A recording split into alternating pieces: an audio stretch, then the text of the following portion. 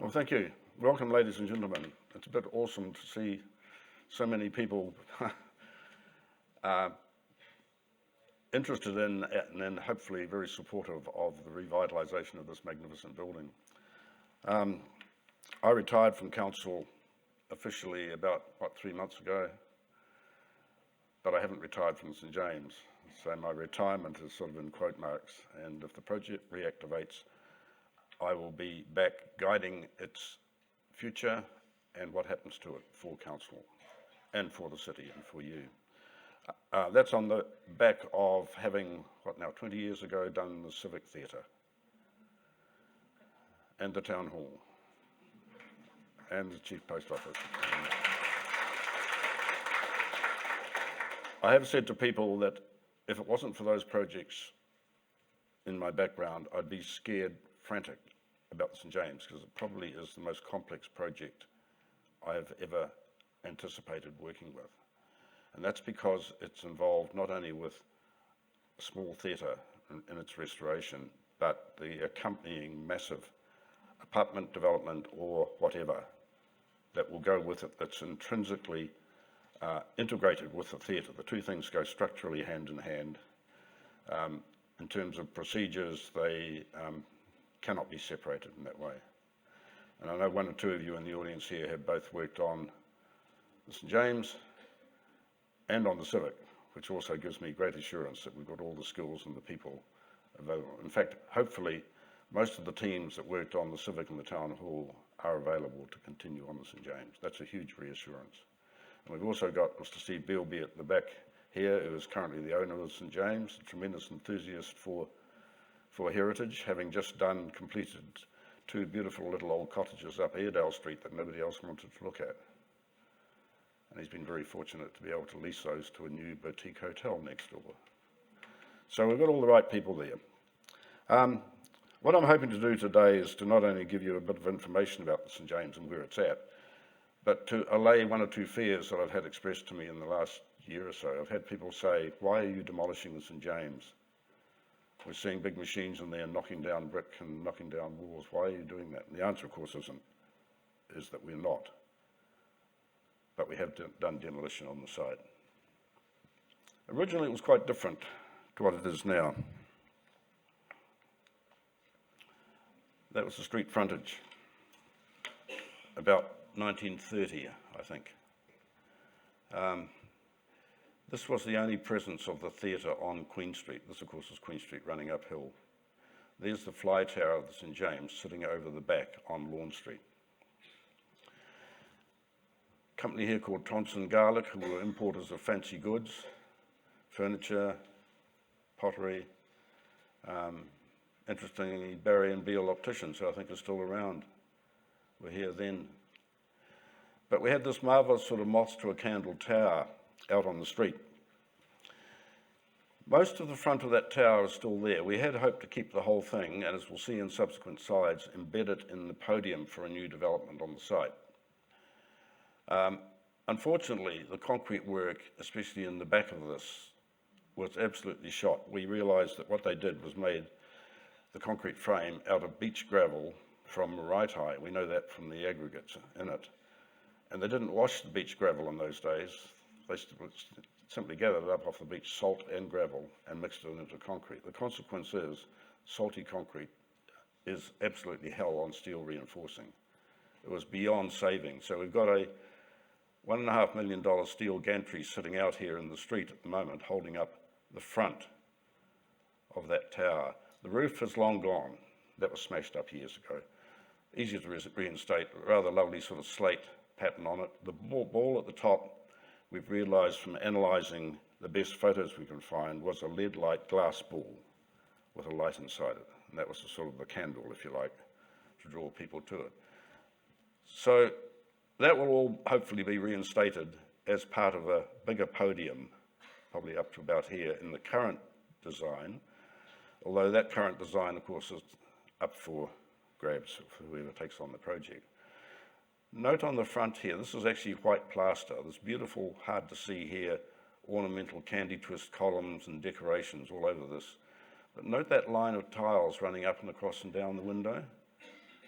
we didn't think too much about that until we started to investigate what was there. Let's have a look. Here's the site looking down on it. Now, it's quite interesting to look at the complications that we've got here. There's Queen Street, Wellesley Street, Lawn Street. The little site known as the Brooklyn Bar site, the south side. The blue is the Essential St James Theatre.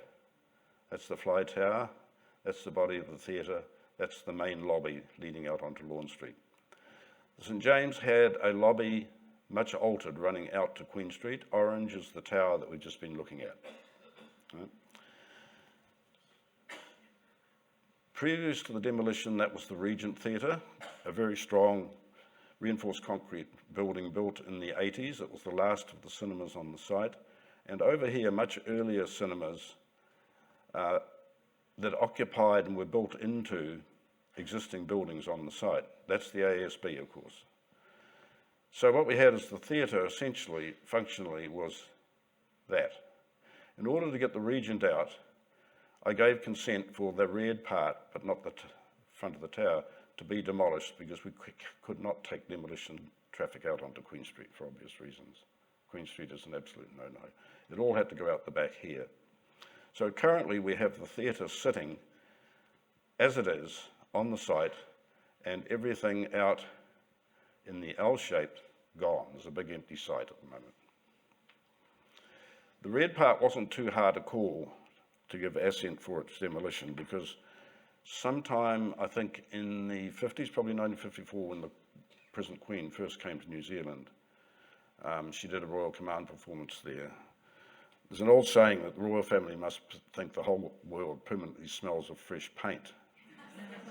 Because every time the royals come to New Zealand, everyone who hosts them, such as this theatre, feels it has to be reinvented. And part of the reinvention was to take a rather marvellous terrazzo. The terrazzo lobby runs right out to there, but this part had been bastardised in the 50s. It had stairs originally under the tower. And it was felt that that wasn't a good thing. It would be nice to have a ramp, so the whole lobby from the red part got demolished and rebuilt. The terrazzo was in a rather simpler form than it had been originally. The original terrazzo is still intact in that area, and it's marvellous. One of the lovely things that happens sometimes in heritage projects is you get very interesting people involved. The man who's a current terrazzo expert in Auckland, who's engaged on the presumption that the project will reactivate to rebuild this, is the son of the man who altered it in the 50s. And he was the son of the man who did it in 1928. Mercifully, they've still got in the company handwritten, copperplate handwritten recipes for the content of all the aggregates. So he's very much looking forward to redoing what his dad bastardised of his grandfather's work.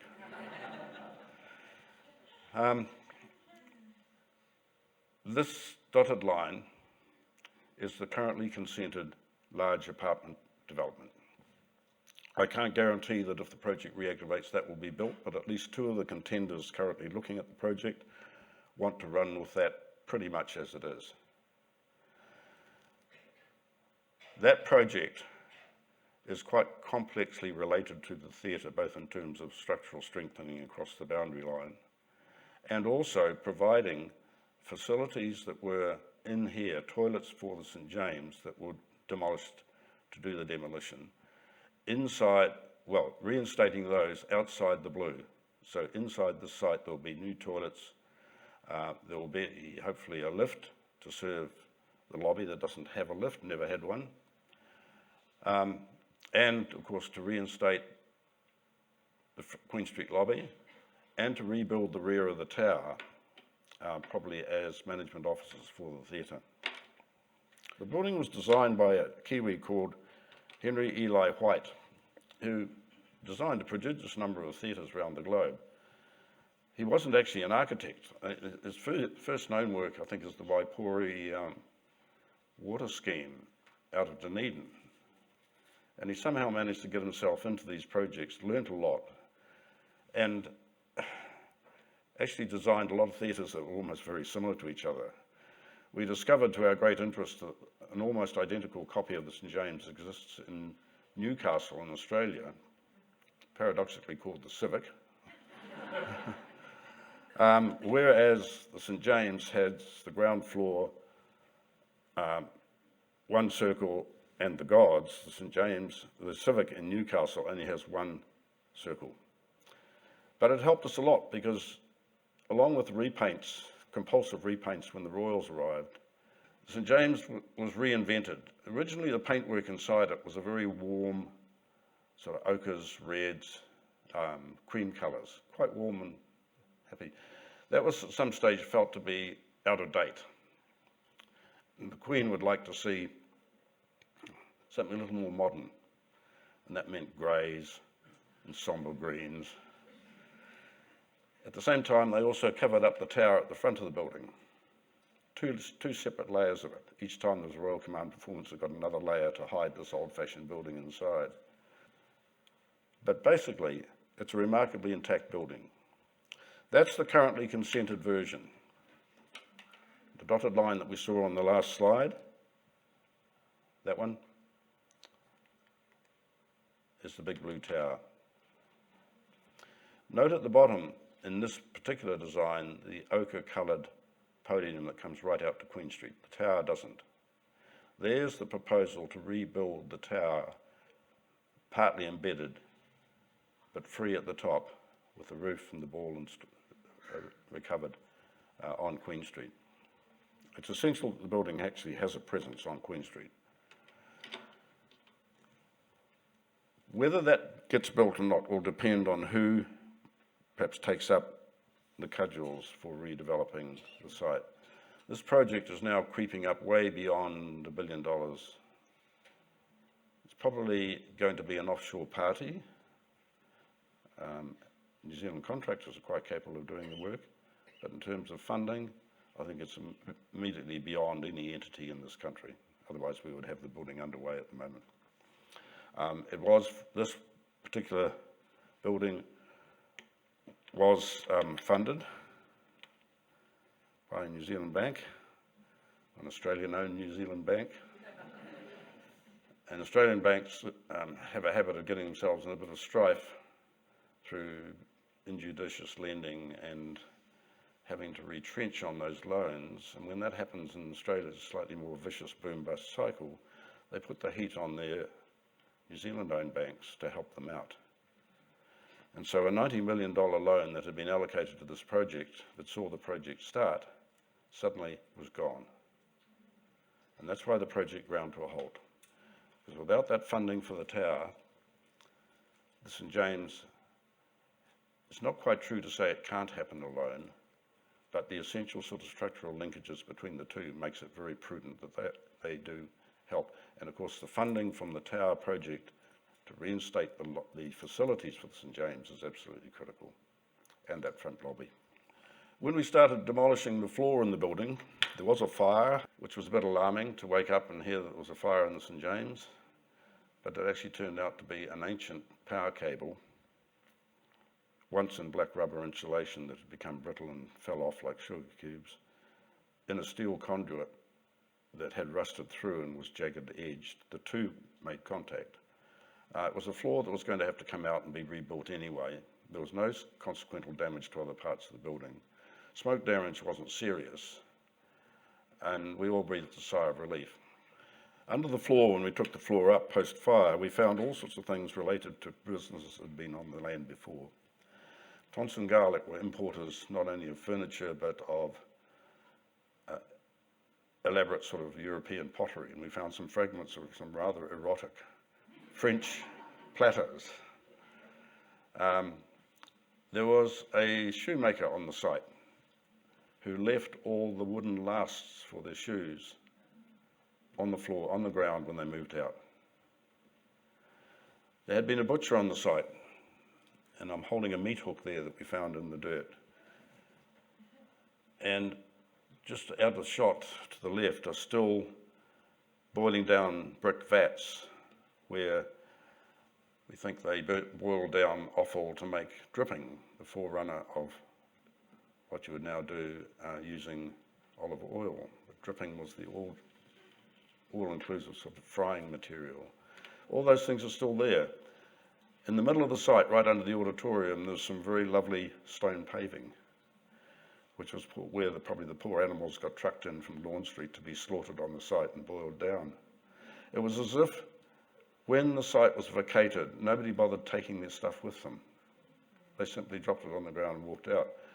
Even more perversely, when the theatre was built, the pile foundations for the theatre were put down around all this rubble and stuff. And it sat there perfectly preserved for the whole life of the theatre. So we had some fun finding all these sorts of things underneath. There is a problem structurally. The foundations go into what looks like solid clay. But they didn't investigate that terribly strongly. Probably about 300, 400,000 years ago, the dates keep getting pushed back. A volcano erupted, one of Auckland's first volcanoes erupted under what is now the top of Victoria Street, adjacent to the Victoria Street car park, adjacent to Metropolis. And a crater erupted there that probably was active for no more than about a couple of weeks. It put a lot of changes around that area. It covered everything, including Albert Park, with ash, right down as far as at least the art gallery. Albert Park is not a volcano, it's often quoted as one, but it's covered with rubble from the Victoria Street volcano.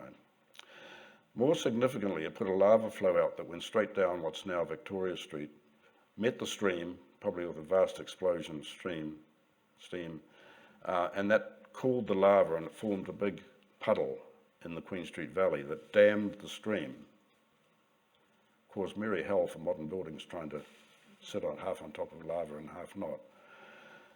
But the lake formed right back into most of what is now the ATS Square Loop, or Merrill Drive Loop. That lake ended about where the St. James is. Eventually became a swamp and built up a lot of peat, as lakes tend to over time. And eventually when the city started to develop, where there was peat or soft ground, they simply bowled a lot of clay over it. And there's a few meters of clay over the edge of this lake, the edge of the peat, where the St. James is. And when they built it, they dug down and thought, oh yeah, good clay, righto, put down the foundations. Peat has a notorious habit of subsiding, but strangely it hasn't in this case. But it was necessary to do quite a lot of underpinning of things like the Lawn Street Wall because it was founded much higher than it should have been piled right down deeply. Piles have to be put down quite deeply in order to structurally strengthen the St. James. So nasty little surprises like that crop up. Remember that line of tiles I pointed out on the front of the tower? Under many coats of paint, there are these beautiful glazed tiles. They're about 300 by 300. It's a rather strange mixture of sort of Celtic vines and Islamic basket weave. A rather bizarre combination. But these alternate running right up. It took probably a whole pot of paint remover to actually do that because this building had been painted several times and exposed to the baking sun before it was eventually covered up with tin and plastered cladding. So that would be a marvellous touch of colour on the front of a restored tower. That's the actual front of the tower, part of it. It has marvellous detailing. This is near the top. Here's this horrendous sort of steel frame that was put up to hold the next layer of hide-it away cladding, so the Queen wouldn't be embarrassed by looking at something like this. But this is pure white plaster over brick. St. James is basically a brick building.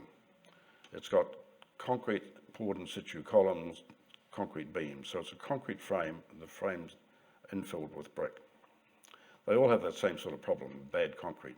But those things are relatively easy to fix. So underneath this rather stained white plaster is rather crude brickwork. But this is a marvellous front, great cartouches on it, these tremendous candy twist columns. superb thing to put back in Queen Street. That's the Lawn Street elevation.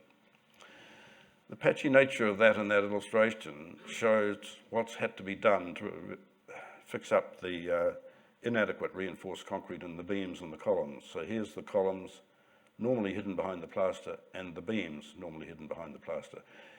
What's happened here is that this wall has been investigated very thoroughly, and any sort of loose plaster usually bespeaks something wrong with the reinforcing underneath it. When you build reinforcing, you often don't have steel long enough to go, say, the whole height of one of those columns, so they do what's called a steel lap. And the lap has to be big enough that, tied with wire, it'll still do the job. These days, when you put reinforcing in boxing, you have things called chairs. They're little plastic devices that hold the steel up the exact distance it needs to give good concrete cover and cover from the side. They didn't have chairs on this, so half of the steel was actually virtually on the outside. It was only the good plaster work that actually stopped rain, and especially salt coming in the nor'easter onto from corroding the steel. So we had a lot of corroded steel. We had drummy concrete where the steel was about to pop out. So it's been investigated very thoroughly along all the beam lines, and if you look carefully, you'll see little dark patches here, more obvious when you look at the building. Those are ones where a massive piece of the concrete has had to be cut out and steel welded in to make up for the deficiencies. The west wall, on the Queen Street side hasn't yet been done, but because it was more commonly covered with other buildings, it may not be so bad, but that's something yet to be faced. That was what it looked like. That was one of the intermediate phases of cover it up and hide it away. The tower's lost its pyramid roof, lost the ball, but all the masonry is still intact in there, covered up with tin. This is a sort of bastardised version of the Tonson Garlic facade. You'd hardly know it. And then more latterly, after I think it was Charles and Diana's visit, this was all covered with yellow tin. You might remember that. The perverse thing was that by doing that and hiding it away, which is a bit embarrassing to our eyes, they actually preserved the tower, probably much more than had it been exposed to the weather.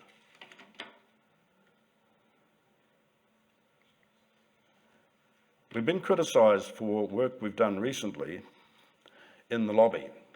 The essential part of the lobby in the box of the theatre was something that we thought, well, let's get onto this, even while the project is still getting underway. And Karen Cook, who's here today, was one of the master painters on the Civic project. So she was a dead sitter for coming in and having a look at reinstating the original warm look of the St James lobby. We did that while the cafe was open in the lobby. Did anyone go to that cafe? Yeah. And people were amazed at the level of effort necessary to actually restore something like a decorative paintwork.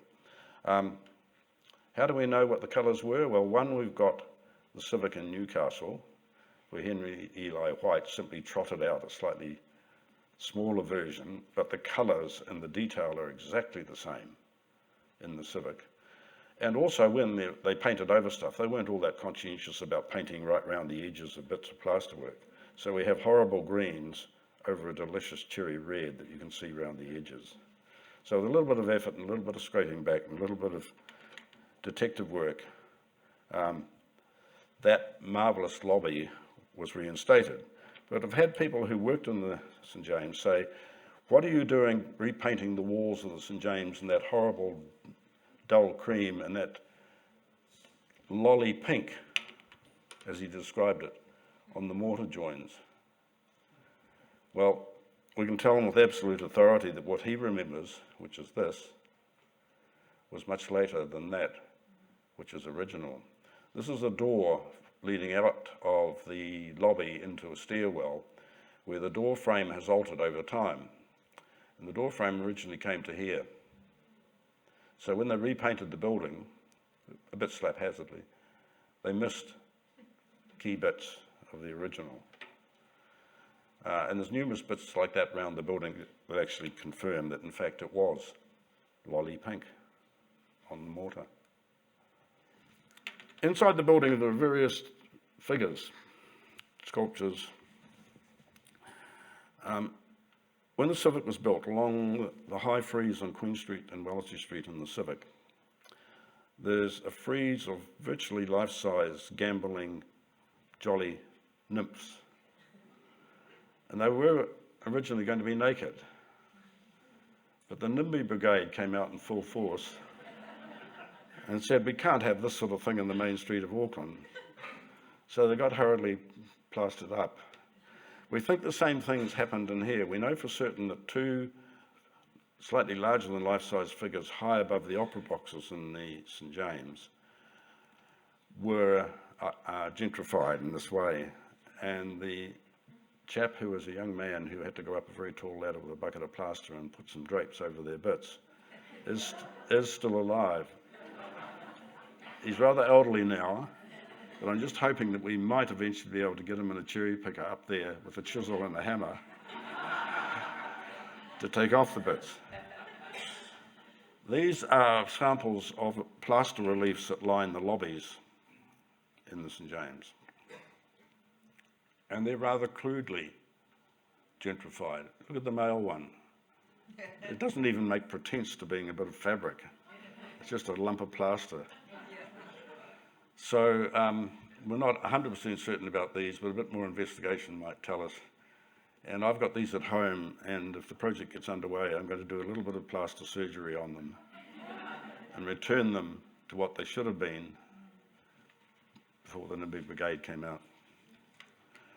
Okay, that is a very brief look at essential things that have happened to date. As to where it's going, overall site budget is now a bit higher than that. Passing time takes its toll on escalations.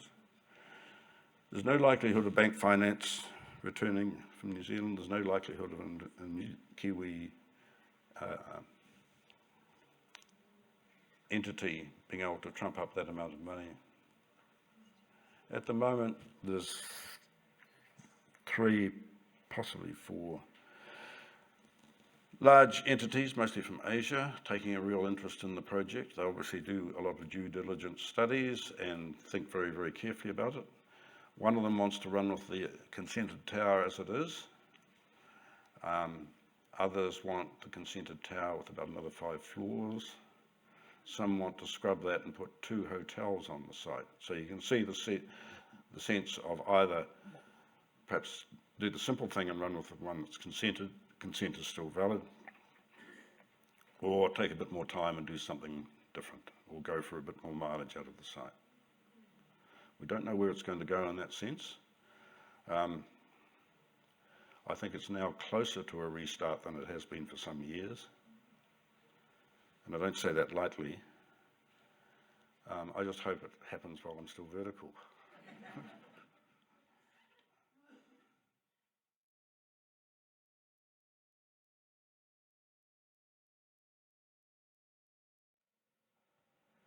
Inside in the foyers to the West End and the Odeon, remember those are the ones that were beside the ASB, they were stacked cinemas.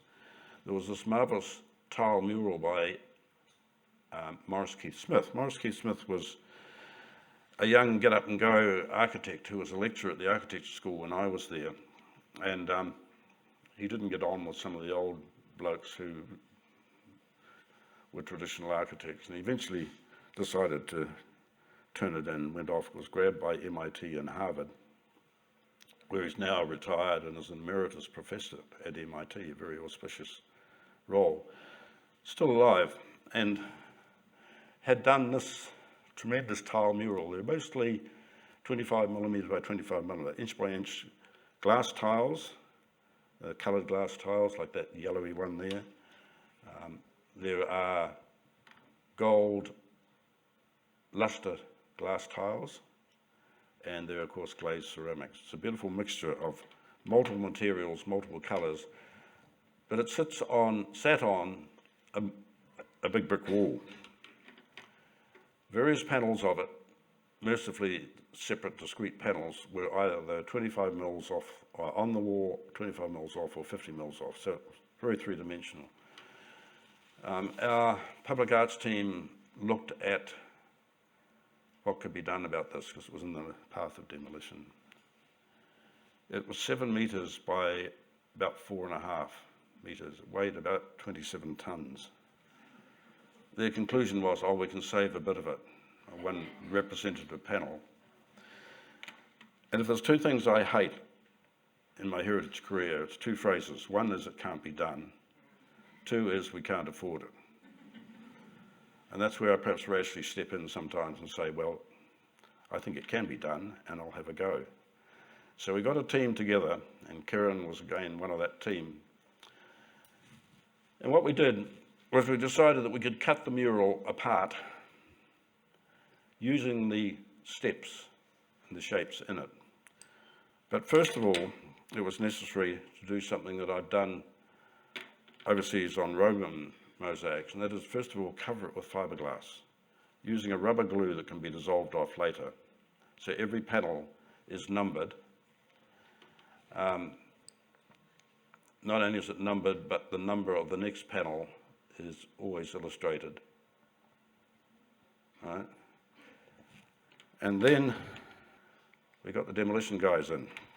The brick wall that it sat on, this is looking at it from the other side, was about 350 millimetres thick. We couldn't cut right through that. So the idea was, let's cut most of the brick off the back and leave about 30 millimetres of brick. That little light line up there is actually the tiles on the other side. So progressively we cut the wall away so that we could then cut the reduced brick and the tile off separately. They said, how accurate do you want us to be? And I said, well, it would have to be about plus or minus 10 millimetres. And they said, we can do plus or minus 3. And they worked literally like surgeons. It was very, very heartening. They took a great pride in it because they said all our life we're smashing things up. Here we're using all our skills to actually preserve things.